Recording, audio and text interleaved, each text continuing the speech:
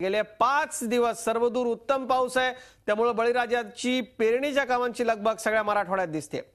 महत्त्वाचं म्हणजे मृग नक्षत्रात गेल्या 4 वर्षात पहिल्यांदाच पावसाच्या सरी मराठवाड्याच्या तहानलेल्या भूमीवर सातत्यानं दुष्काळाचे चटके सोसणाऱ्या मराठवाड्यात सगळीकडेच शेतात अशी लगबग सुरू आहे। तब्बल 4 वर्षांनंतर मृग नक्षत्रात जून मध्ये पावसानं दमदार हजेरी लावल्यामुळे बळीराजा सुखावलाय।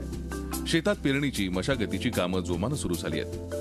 बळीराजाचं कुटुंब पावसाच्या आगमनामुळे आनंदून गेलंय। दुष्काळाचं दुष्ट स्वप्न विसरून आणि सगळी मरगळ झटकून सगळेच जण नव्या आनंदानं कामाला लागलेत। या वर्षी पाऊस चांगला पडला। बरं, आता ही सुरुवात केली पेरणीला। बरं, आता अंदाज काय, आता बरसत असल्यामुळं आता अंदाज काय होईल ते हो। महिला वर्गही या पावसानं मोहरून गेलाय। शेतात काम करत असतानाच आता शेताचा, पिण्याच्या पाण्याचा, चाऱ्याचा प्रश्न सुटण्याची आशा निर्माण झाली आहे, त्यामुळे त्याही आनंदात आहेत। पिण्याचं पाणी झाला ते यंदा।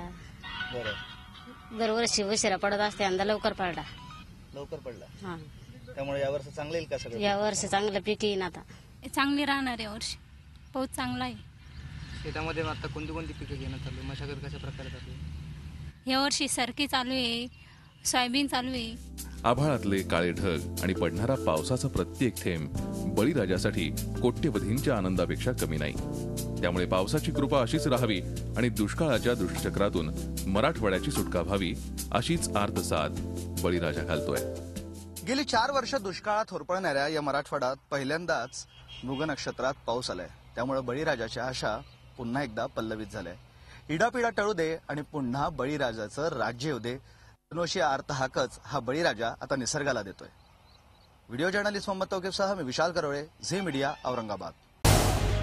झी 24 तास रहा एक पाऊल पुढे।